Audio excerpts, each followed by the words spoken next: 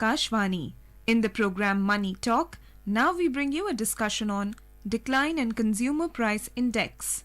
The participants are Avinash Gorakshakar, Economic Analyst, and Balanagendran D, Akashvani Correspondent. The Ministry of Statistics and Program Implementation has released the data of consumer price inflation yesterday. As per the data, there is a decline in the consumer price inflation as well as the food inflation. We are going to talk more about the CPI and its implications and future prospects with the help of the July 2024 data. To talk more on this, I am joined by an expert filled with experience, Mr. Avinash Gorakshakar. Sir, welcome. Thank you. I would like to ask you to explain what do we mean by CPI and how the data is compiled. What is it all about generally? First of all, the consumer price index is a clear indicator of the degree of price volatility in both the rural and the urban markets in terms of essential commodities and in terms of essential services. This is an index where the measurement of the cost of living and the measurement of volatility price increases gets reflected very easily. There are two types of indexes, the consumer price index and the wholesale price index. The consumer price index is more micro oriented while the WPI is more macro oriented. I think, if one were to look at micro specific factors, then I think we first look at the CPI numbers, which is a clear indication whether the economy is controlling inflation properly or not. And then we move on to the WPI index, which is more on the macro side and which covers a larger base of commodities and products and which gives you a much broader picture. But CPI is more micro oriented, so it gives you a more specific view on a particular kind of segment. There is a mentioning that rural and urban. So CPI rural, CPI urban. How do we dissect this? Yeah, I think clearly CPI rural and CPI urban is different from one another because obviously the constituents of both the rural as well as the urban CPI indexes, the segmentation are different. But what is important, Bala, is that this time the number which has come, in the month of July, that is the July CPI number, it is one of the lowest numbers which we have seen for a very long time. I think if I'm not wrong, the number was around 3.54%. And to a large extent, food inflation has come down, which is one of the key reasons why the CPI number is down. And this is definitely a good positive sign because the moment CPI index, level goes down, it clearly indicates that there is a propensity that possibly, the government could reward industry with the interest rate cut because obviously inflation is very closely connected to interest rates. And whichever industries are highly sensitive to interest rates would definitely benefit. And this time, hopefully, if the monsoons are good, the rain battle, contribution exposure is very well spread out, then we could expect that food inflation could come down further. And that could actually mean that, most of the industry observers are looking at possibly that post-September, we could see interest rates cutting down, after September onwards. Now, this is definitely a good sign for the economy because whenever interest rates fall, growth propensity increases and the industry delivers in a much better way. The growth propensity increases and it reveals a positive news for the consumers as well. Before delving into the July data, could you tell us on what basis the rural and urban CPI calculation done by considering the year of 2011 and 12? I think, clearly the base year has been 2011. Clearly, we follow the CPI index based on the fact that it's been calculated looking at the base year of 2011. But even if one were to take the base year as 2016 or 2017, I think, frankly, the index is a statistical kind of, finally an outcome. So once the base year is decided, in most probability, this base year is not changed that frequently. Unless, something majorly is distorted. I mean, the government agencies also normally don't change the base year that frequently. So typically, I think even if it is not 2011 and even if we take, let's say, 2016 or 17 as the base year, I feel this is definitely a good sign. CPI numbers, have to be taken with a slight pinch of salt, to be very honest with you, Bala. But at the end of the day, they give you a clear indication of how the economy is managed in terms of inflation, in terms of the standard of living. And most importantly, how are interest rates going to be managed in the next, say, few months or, in the next coming quarters? Because obviously interest rate management is a clear indication and a clear propensity of, CPI as well as WPI numbers. So purchasing power of a consumer is determined by the rise and fall of the numbers in CPI? Absolutely. I think lower the CPI inflation clearly indicates that the purchasing power of the customer is much higher, and that increases the value of money for the customer. In general definition, we say inflation is nothing but too much of money chasing too few goods. The CPI, it is showing that 3.54% from 4%. So by terms of numbers, it may look little, but in terms of the macro aspect, it is beneficial to the largest populace, which is our consumers. What are the factors that have contributed to the decrease in CPI in July 2024?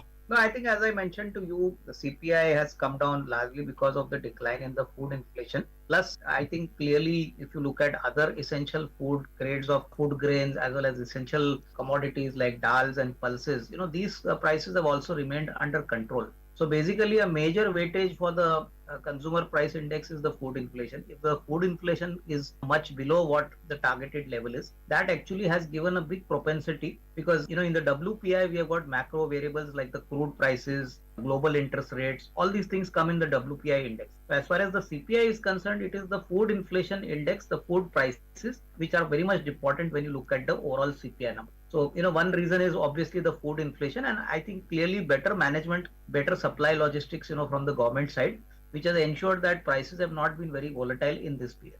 Now, talking about the food inflation, sir, which is actually highly noted across the country. When we talk about rise in the price, especially when the rise in the price of the essential hurts the largest population of our country.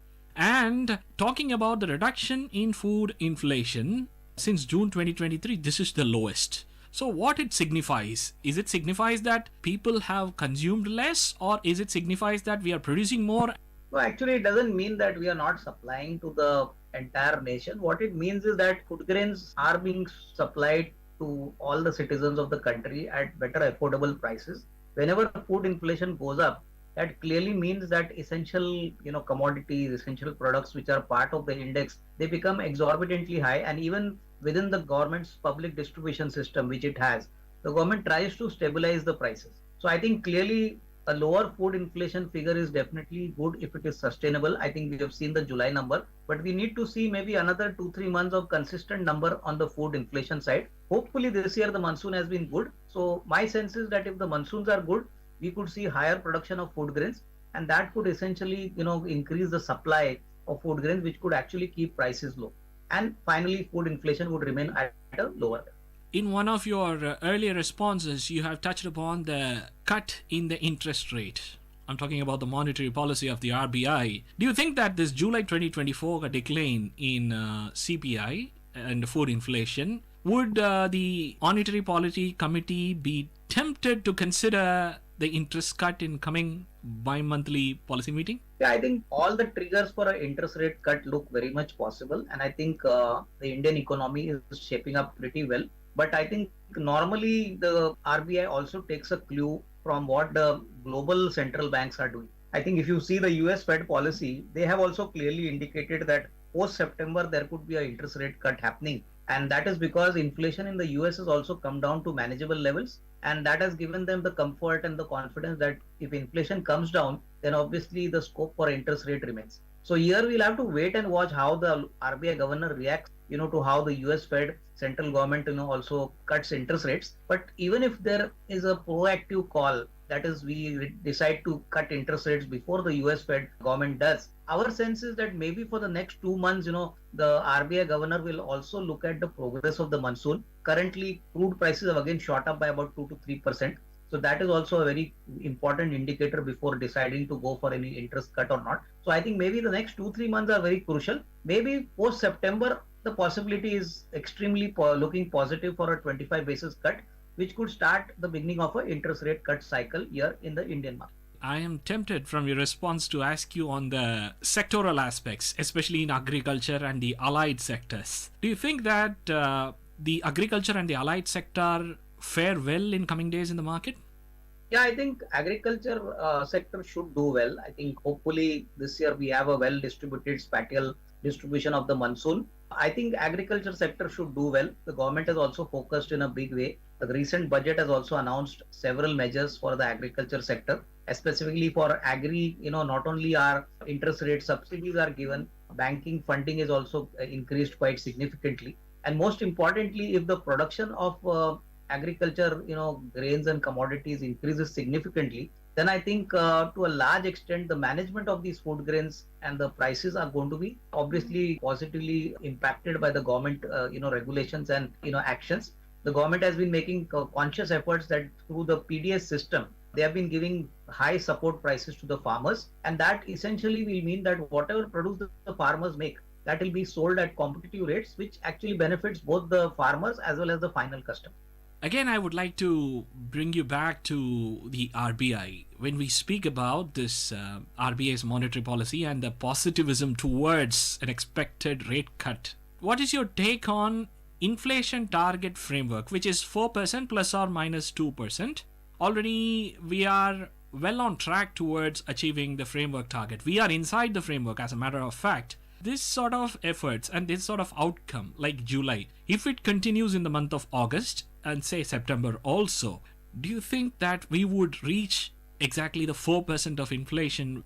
Yeah, definitely. I think, if possibly the next 2 months inflation remains well under control, then I think we are definitely headed for lower interest rates. The negative surprise could come in from higher crude prices. I think geopolitically, now we have seen some unrest happening in Israel, Iraq, and most importantly, if crude prices start moving up, then I think that could be a little negative for the interest cuts to happen immediately. As I mentioned earlier, interest rates are a function of how crude prices move up, how food inflation goes up. So crude, if it is under manageable control, then I think things should be perfectly okay for a rate cut happening in the next couple of months. But if crude prices move up sharply, then I think the RBI may again take a cautious stand and look at more of a hawkish kind of approach rather than a dovish approach. The downside effects or risks like the geopolitical scenario, which is unpredictable, and the tensions happening in the Eurasian region, Russia and Ukraine and the Middle East, and volatility in the crude market. Do you think despite achieving the reduction or a declining trend in CPI, we need to be cautious? We cannot take this scenario into complacency? No, exactly. I think in no way can the RBI be complacent. And I think the RBI has done a great job in ensuring that the economy has been managed extremely well. Our trade deficit has been under very good control. Our fiscal management, the rupee stability, and plus on the other hand, managing micro level factors like food grain prices on a regular basis have been the hallmarks of RBI. RBI has always consciously looked upon conservative targets, and I think this 4% inflation number is very much possible, a realistic number, if hopefully all the macros fall in place. So I think, we not be complacent, but we need to constantly monitor all the variables. And that is extremely important because this is not a static exercise. It regularly requires constant monitoring. And that is what the RBI has been doing quite well.